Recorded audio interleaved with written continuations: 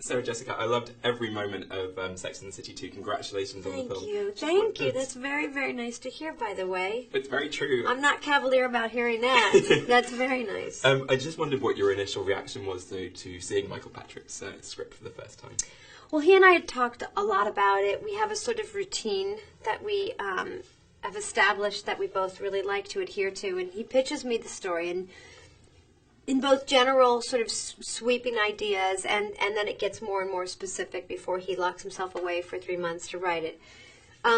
But there is nothing like reading that script for the first time, and I always tell Michael Patrick, the great sorrow that is attached to reading that script for the first time is that I will never be able to read it for the first time again. This time I have this other routine that accompanies the arrival of the script, which is that I hide it because I have to sign for it. Each script is watermarked so as it can't be copied or taken or leaked. And I hide it in some place in my house, and then I have to find it. So that puts off the reading of it a couple days at least. And I did the same thing this time.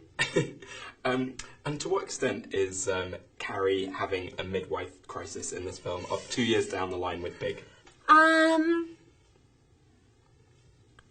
I think it appears to a lesser extent she is having a midwife crisis, but I think she's starting to ask some interesting questions, and I think the questions are obviously relevant to her. That's why she's asking them. But they're relevant to a lot of women all over the globe. But I think what really happens is that she's very anxious about the reception of this book. It's her fourth book. It's about to be published, and it's her first book that isn't about being single.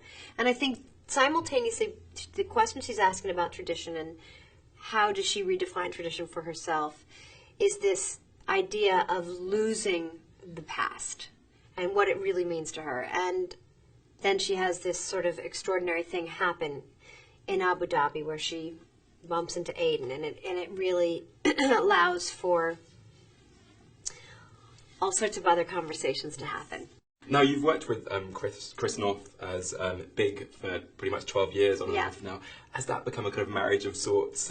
Yeah, actually, you're absolutely right. It has become a marriage of sorts, and it's sort of a very wonderful marriage. You know, we get along really, really well. We share no bank account and no child-rearing responsibilities. We have no perfunctory details of married life that we have to go over at the end of the day. I don't have to ask him to take out the garbage or put the toilet seat down, or could he pick up his socks, or all the sort of silly nagging things. So it's kind of a wonderful marriage. It's our own ecosystem. We have our own alternate universe that exists, and it's been great, great fun. And I can't imagine anybody else playing that part. And now a lot of friends might start to see a bit less of each other once sort of babies come along and wedding bells. But how important are the girls to each other, perhaps now more than ever, even in their lives? Well, I think Samantha asks us all to accompany her on this trip because it gets harder and harder as more and more children populate our lives happily, and as we have more responsibilities as we get older and take those responsibilities on because they're interesting to us, it's harder and harder. But these women are very, very necessary to one another. They're vital, in fact, and sometimes they are more important than their husbands or more important than their partners. And having them all get away in a way that we didn't get to for the first movie is so much fun to be part of on screen and to act out. And I hope the audience experiences what we did making it.